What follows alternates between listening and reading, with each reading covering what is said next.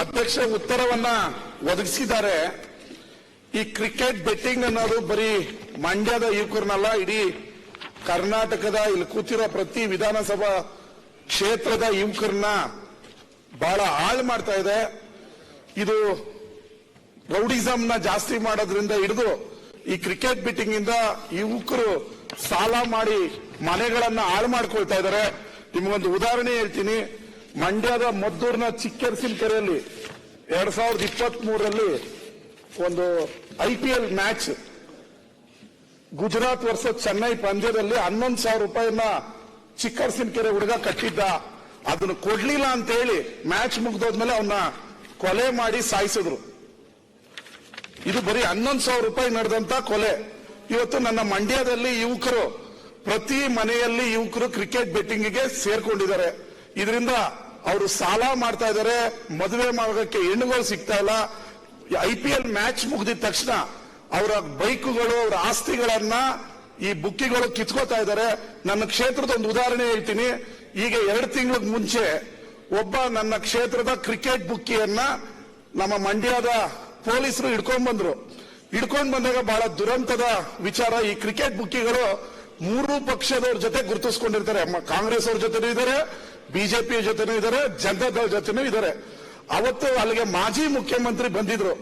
ಅವ್ರಿಗೆ ಯಾರು ಹೇಳಿದ್ರು ಏನಿಲ್ಲ, SP ಗೆ ಫೋನ್ ಮಾಡ್ತಾರೆ, ನನ್ನ ಪಕ್ಷದ ಕಾರ್ಯಕರ್ತನ ಹಿಡ್ಕೊಂಡ್ ಬಂದಿದ್ದೀರಾ, ಈಗಲೇ ಬಿಡ್ತೀರೋ ಇಲ್ವೋ ಅಂತ ಹೇಳಿ SP ಗೆ ಫೋನ್ ಮಾಡ್ತಾರೆ. ಆತ ಒಬ್ಬ ಕ್ರಿಕೆಟ್ ಬುಕ್ಕಿ. ಅವನಿಂದ ಇಡೀ ಮಂಡ್ಯದಲ್ಲಿ ಎಷ್ಟು ಯುವಕರು ಹಾಳಾಗಿದ್ರು ಅಂತ ಹೇಳಿದ್ರೆ ಅದನ್ನ ಹೇಳೋದಕ್ಕೆ ಆಗಲ್ಲ. ಇದನ್ನ ಯಾಕೆ ಹೇಳ್ತಾ ಇದ್ದೀನಿ ಅಂತ ಹೇಳಿದ್ರೆ, ನಮ್ಮ ರಾಜಕಾರಣಿಗಳು ಕೂಡ ಈ ಕ್ರಿಕೆಟ್ ಬುಕ್ಕಿಗಳನ್ನ ಪೋಷಿಸೋದನ್ನ ನಿಲ್ಲಿಸಬೇಕು. ಇಲ್ಲ ಅಂತ ಹೇಳಿದ್ರೆ ಇವತ್ತಿನ ಯುವಕರು ಕೊಲೆ ಆಗ್ತಾ ಇದ್ದಾರೆ, ಸಾಲ ಮಾಡ್ತಾ ಇದ್ದಾರೆ, ಅವ್ರ ತಂದೆ ತಾಯಿನ ಕಣ್ಣೀರಲ್ಲಿ ಕೈ ತೊಳಿತಾ ಇದ್ದಾರೆ, ಆಸ್ತಿ ಕಳ್ಕೊಳ್ತಾ ಇದ್ದಾರೆ, ಅವರ ಮನೆ ಮಠ ಹರಾಜ್ ಆಗ್ತಾ ಇದೆ, ಊರ್ ಬಿಡ್ತಾ ಇದ್ದಾರೆ. ಈ ನೀವು ಒಂದು ಅಂಕಿಅಂಶನ ತರಿಸ್ಕೊಳ್ಳಿ. IPL ಮ್ಯಾಚ್ ಆದ್ಮೇಲೆ ಬೈಕ್ ಕಳ್ತನಗಳು ಜಾಸ್ತಿ ಆಗ್ತಾ ಇದೆ. ಏನು ಮಾಡ್ಬೇಕು ಹೇಳಿ ಸರ್ಕಾರ? ಇದಕ್ಕೆ ಕಠಿಣ ಕ್ರಮ ಅಲ್ಲಿಗೆ ಬನ್ನಿ. ಹೌದು ಅಧ್ಯಕ್ಷರೇ, ಇದಕ್ಕೆ ಕಠಿಣ ಕ್ರಮ ಕೈಗೊಳ್ಳಬೇಕು. ಬುಕ್ಕಿಗಳು ಹಳ್ಳಿಯಲ್ಲಿದ್ದಾರೆ, ಅವ್ರನ್ನ ಮಟ್ಟ ಹಾಕ್ಬೇಕು.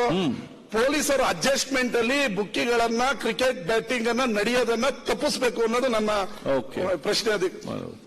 ಮಾನ್ಯ ಅಧ್ಯಕ್ಷರೇ, ಪ್ರತಿಪಕ್ಷ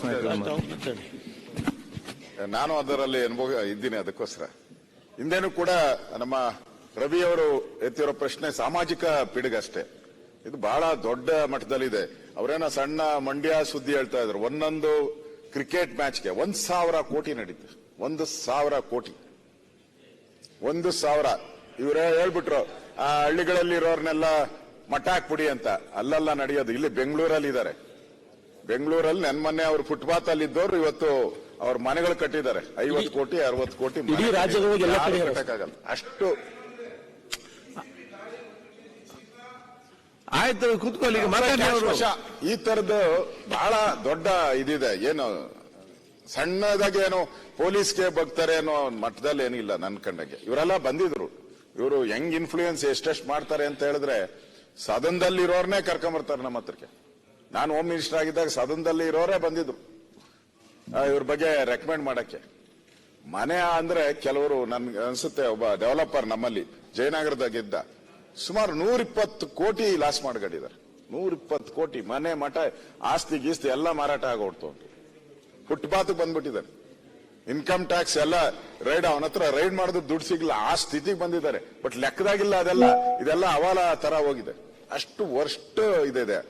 ಇದು ಸಾಮಾನ್ಯ ಏನೂ ಆಗಲ್ಲ. ಇದಕ್ಕೇನ ಸ್ಪೆಷಲ್ ಸ್ಕ್ವಾಡ್ ಮಾಡಿ ನಾವೇನ ಮಟ್ಟ ಹಾಕ್ಬೇಕು ಅಂತ ಸರ್ಕಾರ ತೀರ್ಮಾನ ಮಾಡಿ ಕಠಿಣ ಕ್ರಮ ತೆಗೆದುಕೊಂಡ್ರೇನೆ ಎಲ್ಲೋ ಒಂದು ಮಂಡ್ಯದಲ್ಲೋ ಇನ್ನೊಂದ್ ಕಡೆ ಏನ್ ನಡೆಯಲ್ಲ. ಇದೆಲ್ಲ ಕೇಸ್ಗೆ ಅವ್ರು ಬಗ್ಗದೇ ಇಲ್ಲ. ಕೇಸ್ಗೆ ಪೊಲೀಸ್ ಸ್ಟೇಷನ್ಗೆ ಅವ್ರು ಬಗ್ಗದೇ ಇಲ್ಲ. ಅದಕ್ಕೆ ಏನಾದ್ರೂ ಒಂದು ಇದಕ್ಕೋಸ್ಕರ ಸ್ಕ್ವಾಡ್ ಮಾಡಿ ನೀವು ಮಾಡಿದ್ರೆ ಇದಕ್ಕೊಂದು ಒಳ್ಳೆಯ ಹೆಸರು ಬರ್ತದೆ. 100 ಕುಟುಂಬ ಉಳಿಸ್ದಂಗೆ ಅವಕಾಶ ಕೂಡ ಸರ್ಕಾರಕ್ಕೆ ಬರ್ತದೆ. ಗೃಹ ಸಚಿವರು ಇದ್ರ ಬಗ್ಗೆ ಪಬ್ಲಿಕ್ ವಾಯ್ಸ್, ಇದು ನಿಮ್ಮ ಧ್ವನಿ.